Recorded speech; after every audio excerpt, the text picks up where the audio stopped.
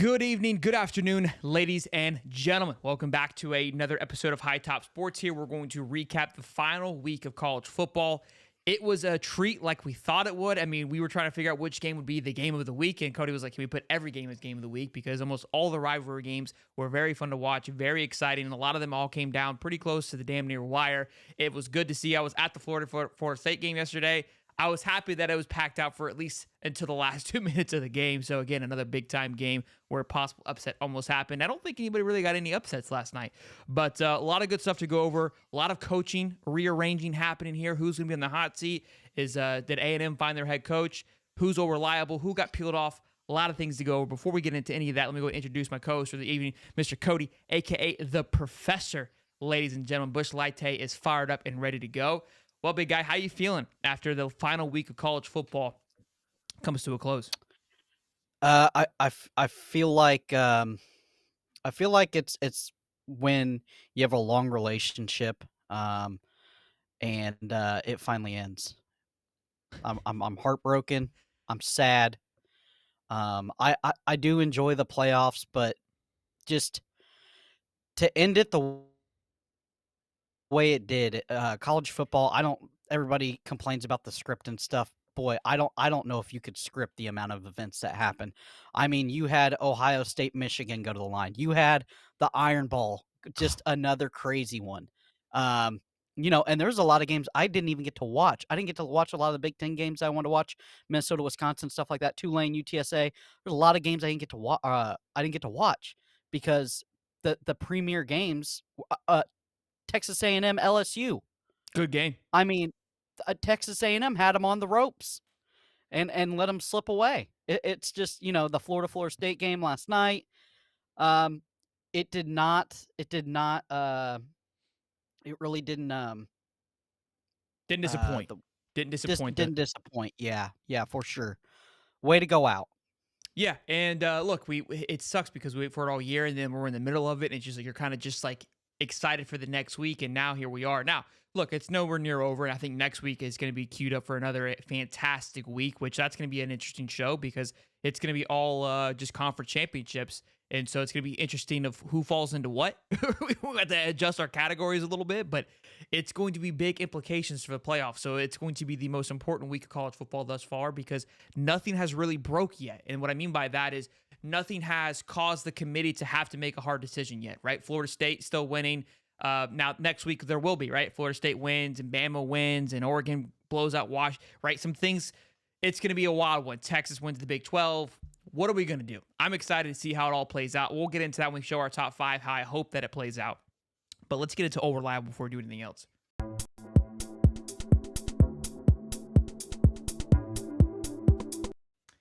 Of course, it's Georgia. This was a tough one. There wasn't really anybody that's, typically we've got like a Bama or maybe like a Michigan or Ohio State, but Georgia went in and handled business against Georgia Tech. The score doesn't feel that way, but Georgia had Brock Bowers, McClunkley out, whatever his name is, their wide receiver, linebacker, a couple other guys out. So they didn't play this game as if it was the real deal. They didn't show up thinking it was going to be a nail biter.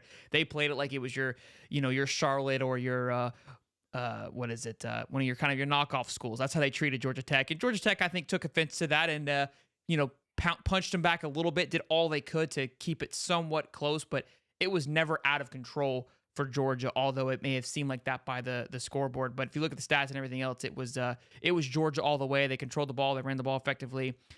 To be honest with you, they probably didn't want to show too much leading up to Alabama. Alabama had to be in a dogfight, and Georgia's like, you know what? We're going to just scoot on by, which just shows how powerful they are. They can show up with half of their playbook and be perfectly okay. And half of their team are like, we can still handle business. Unbelievable. For sure. Georgia's run game is really what kind of just took over. Georgia Tech defense couldn't get off the field when it came to the run. I mean, it was gashing runs, 10, 15, 20-yard runs. And that's really, Georgia just ran the ball down their throat pretty much. They didn't have to do much. Beck made all the throws he needed to make. Again, they kind of treat it like a spring game or something, kind of like a warm-up, tune-up game. Set some players to get healthy. I'm okay with that. listen, if you're making a run for another natty, and you have to sit a guy because his ankle's still not 100% or he's got a hammy or something, I'm okay with it. It's not disrespectful. You're doing what is best for your program. It's not a disrespect to Georgia Tech.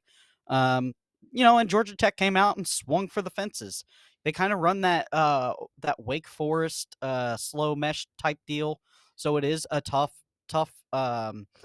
play for the defense to run, and it showed. They got a very mobile quarterback, and it's just one of those things where you're just outhorsed, you're outclassed, and good on Georgia Tech, a program that has been bad for a long time. They kind of finding some rhythm a little bit, but you didn't really hang with Georgia.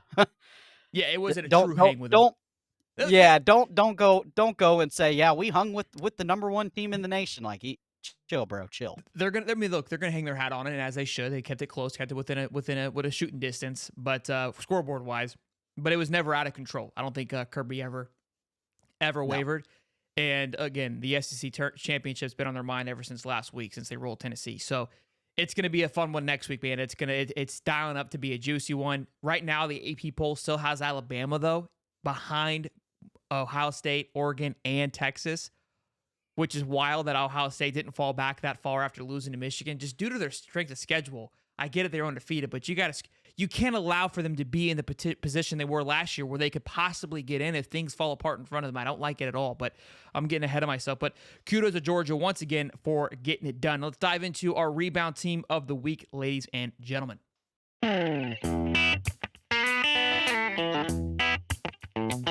So Oklahoma State, although they won the week prior against Houston, this was a must-win for them against BYU to get into the Big 12 championship, or would have been another Texas and Oklahoma matchup. And I love me some OK State, big Cowboys and Poke fans. Love the orange. We know that here. I've been very vocal about that, but I kind of wanted a rematch. Gonna be honest with you, the college football fan in one of me would like to have seen Oklahoma versus Texas once again. I think it would have been a better win for Texas. I don't believe Oklahoma State's going to get it done against Texas whatsoever. They came out slow against BYU. They controlled the game pretty well. And BYU should never really even been in it, but just like they got blown out by UCF, Oklahoma State has just ability to just let it all go. And I don't believe they're going to give Texas a really true matchup like Oklahoma would have. So Texas is going to roll, which I do like because we all know my love for Texas as well. But I think they needed a bigger win, and I think a win over a 2-loss Oklahoma team would be much more suitable if it has to come down to that than a 3-loss Oklahoma State. But to be honest with you, just how things are playing out, I don't see how you put Texas in over a undefeated Florida State if that's what it comes down to, whether it's Oklahoma State or Oklahoma. Codes? Yeah, so at the very beginning of the season, Mike Gundy lost a lot of players, and let's be real. Oklahoma State was not supposed to be good this year. They were supposed to have a down year, cellar dweller. They go out and they cold cock Oklahoma during the Bedlam game, and ever since then, it seems like they've kind of found rhythm and have gotten some wins that they probably shouldn't have. They probably shouldn't have beat BYU in that shootout. BYU's definitely got I would say probably a better roster when it comes to seniors and stuff like that. Oklahoma State was kind of depleted through the transfer portal and guys not having eligibility left. So it's kind of a good year for them. If this is a down For year, sure. then can Mike Gundy has got a lot of criticism lately. I had him on the hot seat early. Can he kind of make this team back to relevance next year? Can he get some recruits? Can he get some guys to the transfer portal? Hey, we beat Oklahoma the last year. There's a lot of bragging rights to that. Sure. And they recruit a lot of the same recruiting grounds as what Oklahoma and Texas do. And the Big 12 is wide open next year, right? So I mean, think Yeah. about it. They're in it this year. They're in the Big 12 championship. They're going to be poised to go back again next year. Now speaking to that BYU game, I mean they dominated. BYU had some big time turnovers early on, which put Oklahoma State in the hole early, which had them come back. But in every category, Oklahoma State led the way.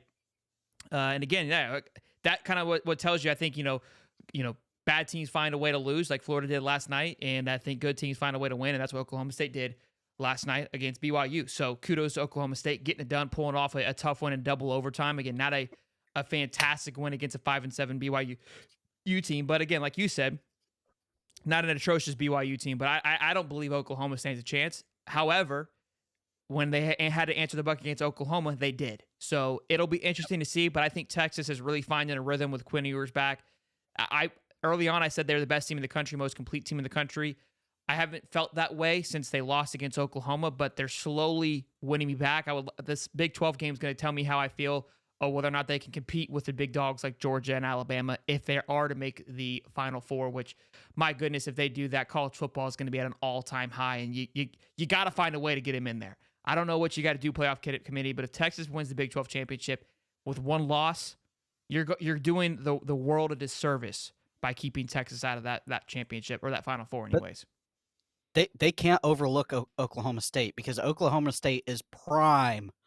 Gundy is prime to go out and sucker punch you. We saw it against Oklahoma is a very, very good team. Good on defense. They can score with the best of them, 60, 70 points. I think they're leading. They're in the top 5 of offense.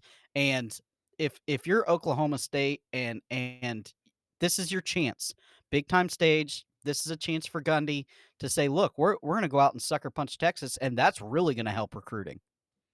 Yeah, no, agree. And that's the thing. They can come up and sneak up behind you and get it done. I don't believe they will. I don't think Texas will allow it. I think Oklahoma had a little bit of an ego about them going into that game that caused them to fall back on their tail a little bit. Now, Oklahoma, I think, lost to one following that to Kansas, I believe it was. So Oklahoma has had some holes that Texas hasn't showed. Since losing that Oklahoma game, which was a close one, Texas has really tightened up the button a little bit and has looked dominant in most of their games. All right, so kudos to them. Again, the rebound, although they won last week, there really wasn't it was hard to pick this team. I felt, though, the rebound for being after losing that UCF game, which put the Big 12 championship appearance at stake, this was a huge win for them. All right, boys, let's move into our next little segment here. You like that? You already know who it is, baby. Let's get it. You like that? You like that? Michigan's team, baby. America's team gets it done against Ohio State. Nothing flashy, just old-fashioned football. Punch you in the mouth. We're going to just keep running down your throat, keep it in front of you. Look, what is concerning to me is now Jim Harbaugh has been out. That could play a little bit of a factor to it, but they haven't looked like the Michigan they did the last 2 weeks that they did all year when they had everybody's signs, right? They've looked like they're basically saying we have better players than you and we're going to prove that, and I think they've done that. J.J. McCarthy hasn't really been effective as he was early on in the year. Blake Corum, I think, still doing Blake Corum things, right? 22 carries for 88 yards. Not the greatest, but you can still count on him to be Blake Corum. But 16 for 20 for 148 from J.J. McCarthy, that's not going to get it done against anybody that's going to be in the Final Four right now. I don't think that beats FSU. Now, defensively, they'll keep FSU shut down, so I think they'll be able to kind of wear them out and choke them out. You're not doing that to Michigan. You're not doing that to, Alabama. You're not doing that to Georgia. You're not doing that to Texas. You're not doing that to Washington. You're not doing that to Oregon. They're just not. They're going to figure out a way to score. And so now maybe they haven't had to really pop off to get it done, but defensively they got it done. Now Ohio State and Kyle McCord did not look fantastic. I think he kind of got shunned a little bit, which, look, I think speaks to, is Ohio State going to be able to, like, talk about wide receiver recruits? That quarterback room looks a little shaky after C.J. Stroud left. Kyle McCord didn't look as strong as I think he did earlier this year. He looked a little razzle-dazzled, but America's team headed into the Big Ten championship against Iowa, who's not going to do anything fantastic. I feel like Iowa's going to play right into it. Iowa doesn't have an offense to put up points. They'll keep Michigan to a bay for a little bit, for sure. But eventually, Blake Corum is going to they'll wear and beat them down with the run, just like they have pretty much with everybody this year. And you thought Ohio State's offense was bad. and not bad, but comparatively what they've been, Iowa can't do anything. You got Marvin Harrison Jr. on one side of the ball, and you're just only putting up 24, which isn't only, but you knew you had to put up at least 30 plus to beat Michigan. So I love it. I've been saying it for the last few weeks, ever since Harbaugh came out and said they're America's team. I'm all in. And now Harbaugh's back, so that could change things up a little bit. Maybe they've been keeping it hush-hush, knowing they could just win with what they had. And I think we won't see much against Iowa, so let's not get carried away. I don't think we're going to see anything firework-wise with Harbaugh back in that game as well, unless it's needed, which I don't think it will. It's giving me that first game in the playoffs, which who knows what they're going to play right now. It's not going to be Georgia, so we could see a Georgia-Michigan matchup if that's the case. Coach? Yeah, so I'm gonna lean on a fight reference. Okay, does everybody obviously remembers the Mayweather McGregor fight, right? Mm-hmm. And Stephen A. Smith said, Mayweather, how are you gonna stand in the ring with this guy?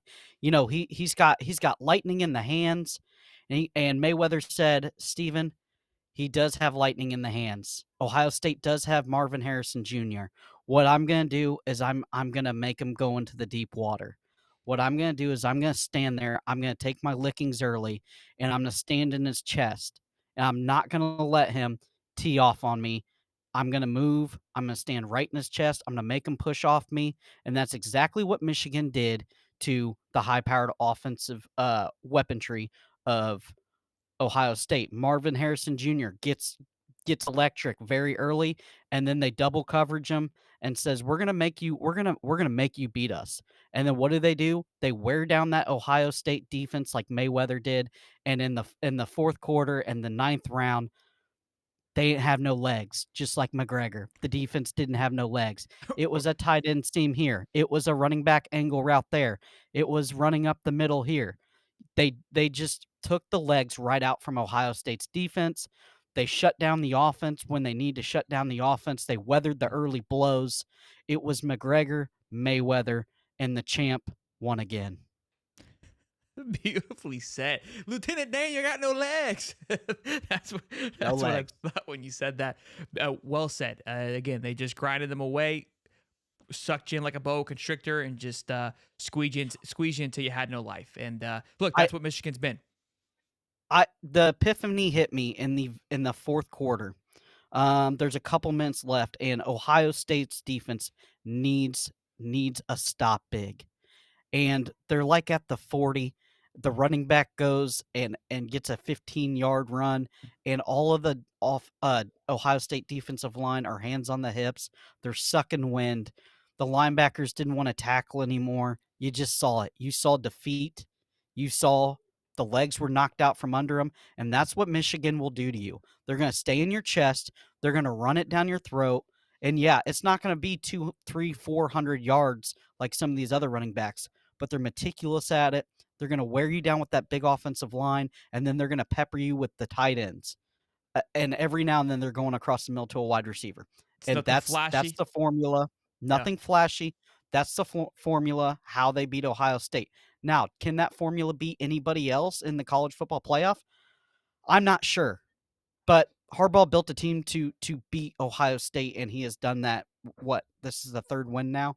That's a good point. That's a good point because that's exactly what they've been able to do and nothing more. So that's what I saw this weekend. That hey, when face up against your biggest matchup, you perform, but not like you have been against the other teams where JJ McCarthy looks like a Heisman candidate, and Yeah. you're going to need that against a playoff team. It happened against TCU, a team that could just explode at will, and that defense, that 4-3 defense that TCU ran last year, I think it just caught Michigan off guard because it did nothing to Georgia, but they had the speed to be able to keep up with Corum and move pretty quickly to make up for their lack of size on the offensive line.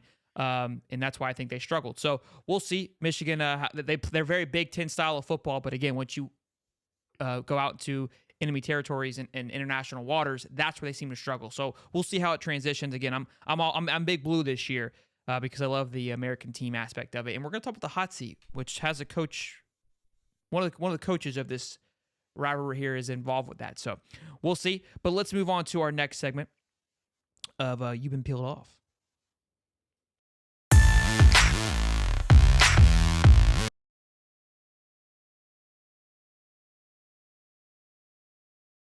You like that, Cody? Yeah, it's sweet. It was pretty sweet, right? Louisville does it again, man. They choke away. They killed me this year. They killed me. You lose to Pitt at Pitt with 3 people in the audience, and then it's at home, and I'm like, this is going to be a no-brainer, right? You're going to steamroll Kentucky. There's rumors about Mark Stoops headed to Texas A&M leading into this. I thought for sure Louisville, you're going to the ACC championship. You're a number 10 team. Maybe you win the ACC. We did it, I think, on Wednesday's show. The possibility of making the playoffs was needed. Like Louisville had a 1% chance of making the playoffs. So a lot had to happen in front of them. I think those chances probably went a little bit slimmer, but you had an opportunity headed into this game.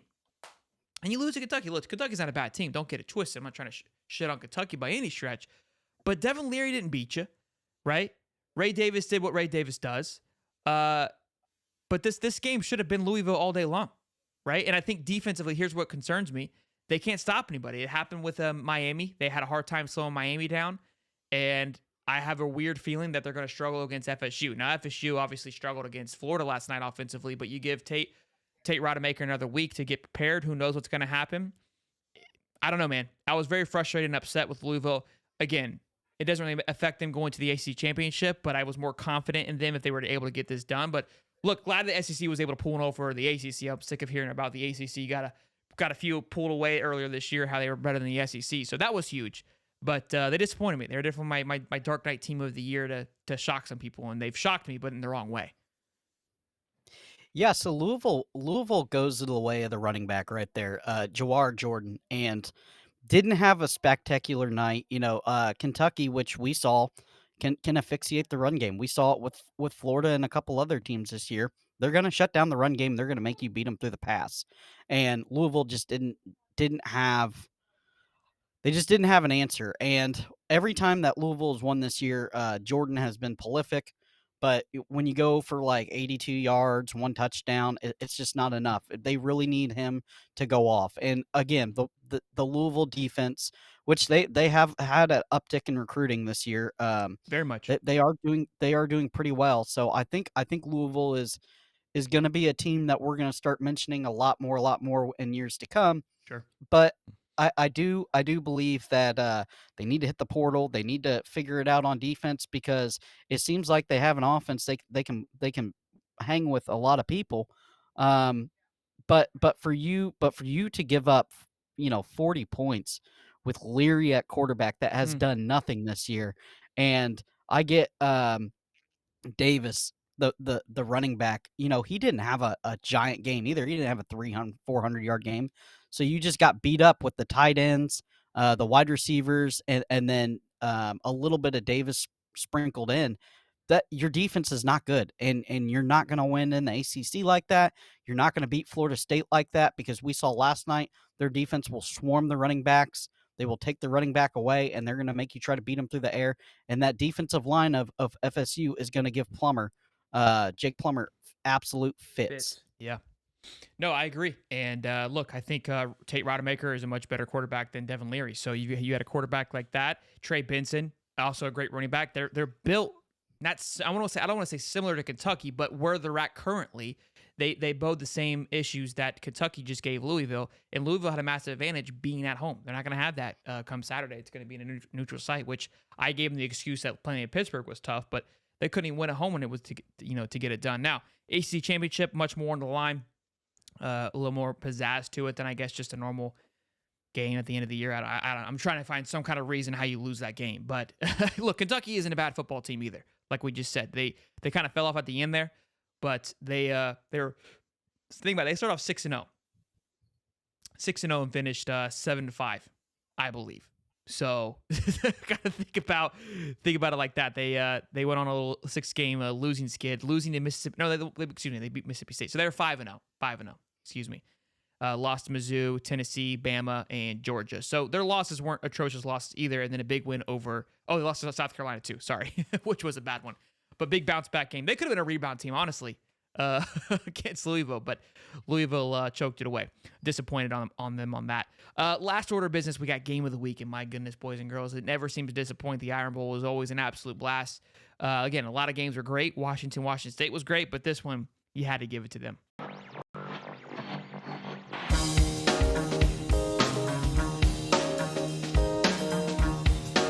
Game of the week, of course, Alabama and Auburn. Just watching that play, 4th and a billion, 4th and goal, but it wasn't really 4th and goal. You know why it wasn't 4th and goal? Because it was 4th and they were from the 30-yard line. Thought I was watching the Gators defense. And you know what I thought when I was watching it, Cody? You were in my ear. What? You know why you were in my ear? Why were you in my ear, Cody? I want to know if you'll know why you were in my ear. What I was hearing you say. What does your dad always say? What does your dad always say? Oh, you play prevent. You prevent yourself to win. That's what they were in. They were in prevent defense, and I was like, "How? You're 3rd and 30, or excuse me, you're 4th and goal on the 30. What do you like, bro? Send the house. You send 3, They 2.5. Sent 3 at 2.5. Yeah, 3. And how the guy was open in the corner like that, I was like, you have prevent defense and you got a one-on-one coverage on 4th and 30? Or from the 30? From the 30, 4th and goal? I mean, holy crapola, dude. Talk about just blowing that thing away. But hey, bad teams find a way to lose, and that's what Auburn did. Alabama clinches by one there. I mean, keeping the hope and the dreams alive. And roll Tide gonna roll, baby. How have teams not figured this out? They don't watch the show enough, Cody. I guess they're not listening to Pop's advice. We're a couple of damn slackies, and I'm like, hey, you play prevent, it's gonna prevent you to win. At one time, Auburn sent 2. They sent 2. Somebody commented on one of the shows when you said that. Like, I don't agree with Cody about prevent defense. Like, it's effective, blah blah blah. And I was like, all right, it's a good point. But we've said it every week because there's been a play we pulled up where prevent defense is lost for the team. Prevents you to win. That's played prevent defense. It's been a tough going there, man. It's been funny that you've been spot on with it as well. And Josh Pate has Meemaw, like he is, Meemaw, his segment. Yeah. We're gonna have Pop segment for Pops there with prevent defense to see if he has any other old advice for us as we're moving along there. But man, the guy's watched football for 30+ years. I mean, he's seen a lot of games get spoiled away from sending 2. If you're the professor, what is he, like the principal? What's his title? The superintendent. The dean. He's the dean. That's good. Man, but yeah, look, Alabama's going to roll. They're going to I don't think they bode well against Georgia. I think Georgia's going to manhandle them and settle this debate thing once and for all of if Bama does win, do they get in? I don't think it's going to be a conversation. As much as we would love for that to happen, I don't see it happening. Bama, they have holes. Georgia hasn't shown me a hole. Yeah. Auburn just exposed how to beat Bama this weekend with that defensive scheme they're running. The defensive scheme. Yeah, Bama, good. Auburn did the nation an absolute. Alabama's not winning a national championship this year. If they make it to the playoffs, they're going to get beat because Auburn just exposed Alabama's holes for the entire nation to see. Now I get Alabama gets it on a freak play, but Auburn's offense exposes Alabama, and now everybody's gonna be able to score on them. You limp by. Now it's a rivalry game in Auburn. I get all that. Peyton Thorne went 5 for 16 with 2 interceptions. This should be a blood. And look, I would say the same thing for Florida State. You go look at those stats. How do you lose that football game, right? They ran the ball very effectively for almost over 100 yards, almost 200 yards rushing. I mean, they just ground and pounded them way through that. And look, here's the thing with Georgia. They have the ability to ground and pound. They have the ability to slice and dice you in the air. And they also have a defense, if they just go look now at the blueprint that Auburn gave them, to maintain and contain Jalen Milroe. So it's I've been a big believer in Alabama all year. I've been saying they found a rhythm. They're scary. But like you just said, I feel like they showed a little bit of weakness last night that Georgia has yet to show, and they haven't showed any type to be phased. Now, if there's a coach that can find that weakness, I believe it will be Saban against Kirby Smart. But boys, I think we might want to get prepared for a three-peat here, which is going to be something crazy to think about. I think that Georgia goes out and drags them. I don't think it's close. You just got exposed by Auburn in front of God and everybody, and if you don't think Kirby Smart is sitting right now after he watches this show, if you don't think he's sitting down right now rewatching that game from the All-22, you're stoned to the gills because they are going to absolutely blitzkrieg Bama. Bama's not going to know what hit them. The spread's +5 for Bama.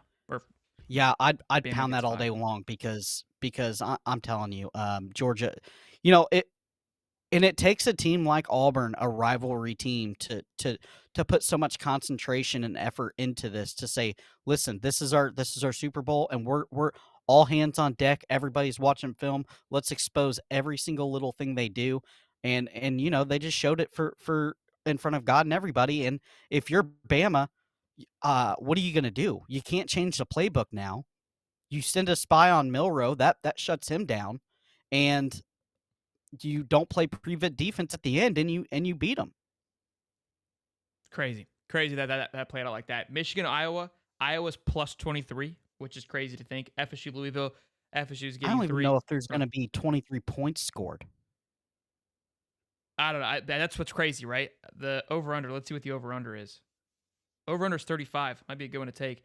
The Pac-12 championship, which is on Friday night, which is just blasphemy to me. Just another reason why the Pac-12 needs to go bye-bye. Is that Friday night 8. Washington is getting 9.5 points against Oregon. I'm not a Washington believer, though. Yeah, I don't think anybody is after what we saw against Washington State, which I said was going to be a close one because Washington State has the ability to pop off in a pretty, I would say, a lock-up defense. They're not a true 6. I think they're 6-6 team. They're not a real 6-6 team. They're a pretty solid team. They kind of fell off the wagon there in the middle of the season, but they've got the ability to really pop off when needed, and I think much more than what our Oregon has that and then some. But defensively, I think they're going to be able to shut down Washington and get it done by a landslide. I think it's going to be another bloodbath. Oh, so you think it's going to be a blowout? I don't know if it'll be a blowout. I'm thinking maybe 10-14. I think the 10's a good spread. I think Washington has the ability to turn it up, but look, maybe Oregon just gets pissed off because they realize that, hey, we effed up and this shouldn't be up for conversation. We deserve to be in the Final Four and we've got to go prove it. And the only way you put that into, they're in it now. I think they're going to be 5th, I believe. Yeah, because the 4 are. I feel like Washington's going to die by the sword that they've lived on all year in the Cardiac Kids. I feel like they're going to punch one in late, and then Oregon's going to go down and rip their heart out. So Oregon right now is a 5. But I don't know if that's enough. I don't know. And guys, it's hard to beat a team twice too. It's extremely hard to beat a team twice, but True. I don't know if they win in that fashion where they rip Oregon's heart out. Or they rip Washington's heart out at the last second. I don't know if that's a commanding enough win to get them in. So if you're Oregon, you gotta beat them by 2 touchdowns. I mean, they'll be in because they're 5th right now and Washington's 3. So if they beat them, that based on the AP poll, they would move up. So winning, they're in, I believe, just because Ohio State went down, which we kind of knew all along. Even if it's an iron ball deal, last second. Yeah, no matter what, winning, they're in, I believe. Last little bit here, we've got our top 5, which we were kind of just going over. So this is my top 5. I've got Oregon ahead of FSU. Look, I'm going to get hate because obviously I'm a Gator fan, and I understand that. But from what I saw last night, you would be doing college football a disservice by putting FSU in. As much as FSU deserves to be there because of their record and they've done a great job, they just wouldn't be able to hold a candlestick to these guys. And it would be a disservice. I'm going to talk to Steve on Wednesday. He's not going to say that. I wouldn't expect him to as an FSU fan. Look, you've earned your right. You played the games that you were played. You've done a great job. You've gone undefeated. Now they got to get through Louisville, which would be a big time win for them with the backup quarterback. But you can't sit here and tell me that you think FSU is going to be a legitimate threat if they were able to go up against, let's just say it's Georgia, Michigan, and Oregon and FSU. Georgia is going to just obliterate you in that first round to where it's like, why? Yeah. And you're going to look at that like we could have had Texas, Georgia. We could have had an SEC preview. We could have had an SEC match, a championship preview, which I know that's not how it's supposed to work. And I've said this from the beginning. If FSU goes undefeated, rules are rules. I don't think you can overlook that. But if there's a time to break the rules, I would say it's this year. And that's not me saying this because I hate FSU. If Jordan Travis was there, I've been saying that from the beginning, I could make an argument, but I would be okay with him going in there. But now, it would suck. It would be a waste of a first round. It would be like how the championship game was, which with Michigan and TCU last year. I agree, and I think FSU just shows you. They showed you their true colors last night. Tate Rodemaker is not it. He's not Jordan Travis. He's nowhere near Jordan Travis. The offense has completely kind of just screeched to a halt without Jordan Travis. You're not going to hang points on Oregon. You're not going to hang points on Michigan. You're not going to hang points on Georgia. I am very concerned that they beat Louisville next week. I don't think they do. Look, if that happens, which I hope it does, then the conversation is out of it, and now we're looking at a Georgia, Michigan, Texas, and Oregon, and by golly, sign me up. Let's go. I'm here for it. You know what I mean? That's going to be one for the ages. Hopefully, that is going to be figuring out who's 3 and 4 because it's going to probably be Oregon then Texas. because I would like to see a Texas later on, but I was like, I'm getting picky here. Because look, matchups are going to matter. Michigan, Oregon, that's going to be a preview to the Big Ten, and Georgia, Texas, going to be a preview to the SEC. So that to me just seems it's Cinderella. It's poetic at that point. And look, if you're the committee, you're hoping for a Louisville upset, you're hoping for a Georgia lock-in, you're hoping for a Michigan domination, and then but somehow right now Ohio State's ahead of Texas, which just grinds my gears, because if they tell me that when Texas wins the Big 12 championship, that Ohio State just move, it's a a parallel move that Ohio State moves along like they did last year. I'm fighting somebody, because I can't deal with that. There's no. Way I think if you're Ohio State, you shouldn't even be in the talking, because you have one team to beat. You have one team to beat. Okay, but you had one team to beat. I agree with you. Again. They should be slid all the way back. They should slide all the way back. You have teams behind them. You've got Texas and Alabama that are behind them, that are playing an extra game. How is that even possible? Not to mention, Bama has had a slew of more ranked wins than the two teams in front of them. I'm not a fan of it all. But let's move into our last little bit here, the hot seat, which is Ryan Day. Now, we're probably going to get a lot of arms a flaring and a rocking and a rolling here. His name was tossed in there for a bit about the A&M job, which we're going to talk about as well. But I said this last year. I said, if Ryan Day loses to Michigan again this year, and I said at the beginning of this year, I go, there's no way that he's not in the conversation of the hot seat. Now, some Ohio State fans are going to say no way, but I promise you, Ohio State isn't here to go 10-1 every year or 11-1 every year. That's not what they're here to do. It's the same thing with Michigan. When Harbaugh couldn't beat Ohio State, there was conversations about him not going to be able to last around. I don't care about winning 11 games. I want to win the Big Ten championship. I need to be in playoff talk. Now, Ryan Day could be like what Oklahoma's been, go to the Final Four and lose every single year. At least you're giving us hope. At least you're putting us in the playoffs to where it's like, okay, it's like making the big dance in basketball. Just make the dance and you'll live, because we understand once you get into into that water, it changes everything. You've lost 3 years in a row now, and in a year where it was prime for you to win. You did everything you could. You had your brother do an investigation, you get Harbaugh canned.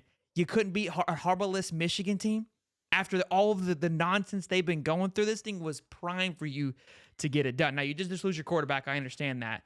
Now, do I believe he's going to go anywhere? Probably not, but it's got to be it's warming up from other coaches we've talked about for sure. I think this might be the shocking fire of the year. Not even shocking because it's Ohio State, but Ohio State recruits in the top 6 every year, right? Top 5, top 6. They're always up there. And Ohio State can run itself. They just need a guy to get them over the hump of Michigan. They need a hard-nosed coach that is gonna to go, bludgeon for bludgeon with Michigan. And I don't think Day is it. I think that Ohio State fans are tired of this defense under Day. I think they're tired of having all these weapons. I mean, you have a generational wide receiver again, and you lose. You have the number 1 recruited running back a couple of years ago. He kind of gets stifled. He was, shocks him early and then gets stifled up. It's the same song and dance for Ryan Day when it comes to this game the last couple of years. They just can't get it done. And if there is a fan base and a team that's not the standard, right? We talk about the Gator standard. Well, the Buckeye standard is not losing to Michigan. I can tell you that. I'm pretty close to Ohio State. There's a bunch of Ohio State fans here. In the Midwest, Ohio State is the cream of the crop when it comes to recruiting here, when it comes to fanship here. They are number 1. Fans are everywhere here in Indiana, here, all the way to Kentucky. You can find an Ohio State fan, and they are pissed. I don't think we're going to get a lot of backlash. I think they're thinking what I'm thinking, that he's not the guy. So, one sec. I believe what you said with, again, it's a machine. And that's something that I've always stated too, is that Ohio State has always been a machine. It feels like you kind of just can plug and chug. Not plug and chug, but the thing runs itself. It's a recruiting fertile ground. It recruits itself. There isn't much they have to really compete with because they've done a great job, the coaches, in just keeping and maintaining the history. I think about it as like Yellowstone, where the farm has been built. You just got to come in here and make sure we don't get a guy in here to F it up. Maintain this generational process that we built the empire. We own all the acreage. Everything's good. All that's done. Just don't F it up. All right. You may have some good years, may have some bad years, but you really can't screw it up unless you're just completely oblivious, right? That's my that's my metaphor analogy for the day. So that's why it's like, okay, if he's not getting us where we need to be, we can plug anybody into this. Again, it's already built. And that's what I stated. I said, look, Ryan Day isn't doing anything spectacular in recruiting wise. They've always done this. He's not doing anything spectacular of pumping recruits or talent into the NFL. They've always done that. They're always going to do that. But think about, right? Well, who do they go after and get? Brian Hartline is a name that gets tossed around on a regular basis of taking a job to go elsewhere, to go to Michigan State. A&M, he didn't really get tossed around too much, but Northwestern was tossed around. Well, now, if you're not feeling comfortable with your guy, and Brian Hartline has been nodded to recruit some big-time dogs, who is your offensive coordinator, which struggled a little bit, but maybe put him in the wheelhouse of overseeing everything. A younger coach, got a little bit of swagger to him, fits the mold. He's been working his way up. They have a pretty easy transition if they need to. Again, I wouldn't be shocked if it happened, but I wouldn't be shocked if it didn't happen either. Yeah, and Ohio State does like to go within and make their hires on a lot of their hires. Yeah, they keep it. Yeah, for sure. They keep it close to the vest for sure. I don't think it's a shocking. It's not going to be like a LSU going out and getting Brian Kelly. It's not going to be shocking like that by no means. Agreed. So this news kind of sort of broke, right? This is we got to make sure we word this properly here. It hasn't came out. It hasn't been confirmed yet, is what I mean, unless something's changed. But it says Texas A&M reaches agreement with Duke's Mike. So it looks like it's now official, because here's why I'm saying that. Because last night, the same type of headlines are coming out for Mark Stoops at Kentucky. That he is, breaking news, he's set to be the next head coach, which is kind of wild because of how quickly it wasn't him, and then how quickly now how quickly it is Mike Elko. It's, again, what I'm seeing now, all these headlines do seem to be that he is stepping in as the next head coach, which isn't as splashy of a hire as I think we all thought it would be, because the names that were being tossed around, right, when it first came out, Ryan Day, Dabo Sweeney, Lane Kiffin, Deion Sanders. I mean, any name you could think of. Dan Lanning. Remember Dan Lanning, Jimbo? The Dabo thing came out before the Stoops thing, and it was kind of the same headlines. It felt very locked, right? So either somebody's lying, or there's some coaches that use Texas A&M. They went used car salesman, our boy down there, Lane Whiffen, and used A&M to get a little bit of money. Yeah, it's interesting how Mark Stoops played out, right? Because it seemed like it was a done deal, and then the fans of A&M came out and were not happy about it, and then Stoops came out and said, "I'm not going anywhere," which you and I talked before the show, which you're alluding to. It feels that he played the system a little bit in a sense of, hey, you give me a couple extra million a year, I won't go nowhere. What do you want to do? And Kentucky's like, look, if Kentucky loses Stoops, Kentucky's right back to the bottom of the barrel. I mean, you've got a guy that's been there for 8 years. He's established himself.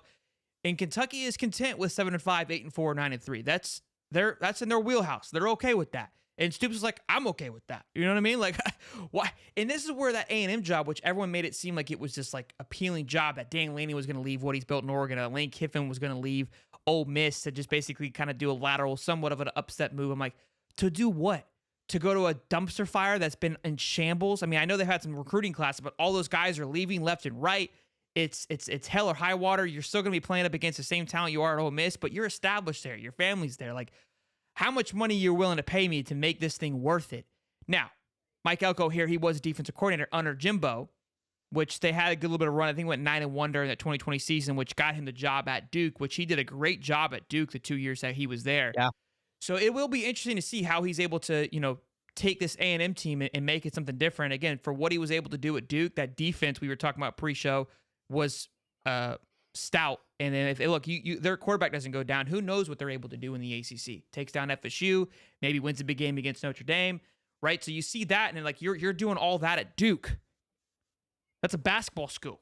right? With no resources, because that's been the big thing too. Mark Stoops, remember Mark Stoops earlier this year? If I had the resources Georgia said I could pay my guys, we might win a few more games, which finds it even more like that was just him, again, I think, setting the tone of I'm going to make sure that Kentucky wants to keep me. He doesn't really care about getting it done, right? He just wants to make sure that he's comfortable and he's vibing. And he will be. He'll do well in Kentucky still. I got a hot take for you. I think that you know who made out like a bandit out of all this? Jimbo? Dabo. Dabo Swinney made out like a bandit. Now listen, there was a lot of Clemson fans on the boards and boosters saying, is Dabo the guy? Kind of a rocky season, and then he goes and flirts with A&M, and they're like, "Oh shit, we're gonna lose our coach. What are we gonna do?" And he just says, I could go to A&M if I want to, but I think I like it here in Clemson, just to hush the noise a little bit. So he didn't use it to get money leverage, which we don't know, he may later on. No. But just to kind of, hey, don't forget what you got here. Don't get appreciate it, because it could be gone at any moment. And when you see, it's a good point. When you see you're leaving for the other guy, you see your girl leaving for, well, damn, he's bad, but I didn't think he was going to be able to leave me and get someone hotter. That's not cool. We don't want to leave him anymore. Yeah, a lot of schools used. Hey, A&M got beat twice. They got beat by Jimbo, and they got beat by the rest of the college football world and their head coaches in utilizing their leverage. Look, I think nowadays with how the money's being thrown around at NIL, and this is where I keep going back to with Billy Napier and the Florida Gators, we just think we can go just throw money at somebody. A&M, who's spending $100 million for someone not to coach their team, can't just go out and get who they want. I don't think it's going to be as easy as it once was, because just the pressure that follows, it's like, what's it worth? And look, A&M's not going to find themselves in that predicament again where they're paying somebody $100 million guaranteed for 3 years. I can promise you that. Well, and with Dabo, this and Bama are the only two that really can really stoke that fire of, I can go somewhere else, because you're thinking, oh shit, they're going to pay Dabo double what they paid Jimbo. They're going to give him a fat contract, and Clemson's not going to be able to match. And it's like, same with Bama, right? If he wanted to go to Bama, and it's like, that's what Clemson's always says, like, oh, if Dabo wouldn't leave us, the only team he would leave us for is Alabama. That's it. When Saban retires, and then he just says, hey, what's up, A&M? And they're like losing their mind. Oh my God, he's going to leave us. That's the school that's going to have this. I want you, and they come. Is Alabama. Yep. When that school goes out for a coaching job, that's the one we need to keep our eyes and ears peeled back for, because that one's going to be fun to watch. And it's not going to be Georgia, but that's where I think you can throw a Dan Lanning if Jimbo continues to have the success that he has. Obviously Dabo, right? Those are where the names. That's when you go, okay, who's taking this bad boy over? Who's running this ship here? So yeah, you mean Dabo? You said Jimbo, but Dabo. Sorry, yes, Dabo. Thank you for correcting me there. Well, boys and girls, hell of a jam-packed show. Hope you guys enjoyed it. Yeah. If you did, obviously smash the like button and subscribe. We'll continue to do this show, I think, until the season's over. And maybe we'll find a way to keep this thing alive even during the season. Who knows? We'll see. I've enjoyed it. It's been an absolute blast being able to talk all things college football. I think it's been a good one. I don't think, Cody, you're not doing anything, right? No, I'm just locked in with Hightop. Okay. Oh, maybe a small recruiting channel, Hightop Recruiting, that I'm trying to get off the ground. There it is. Be sure, you guys, go check out the Hightop Recruiting channel. It covers all things recruiting for all college sports, just kind of like this show is. So it's not to one team. Obviously, some teams might get more love because they are doing a little bit better in recruiting, but we try to cover all the big-time recruiting moves and nonsense that's going on. So be sure to check that out if you guys like what you're getting here. So, guys, boys, ladies, gents, like, subscribe. Until next time, I'm Sheldon. And I'm the professor. See you, boys.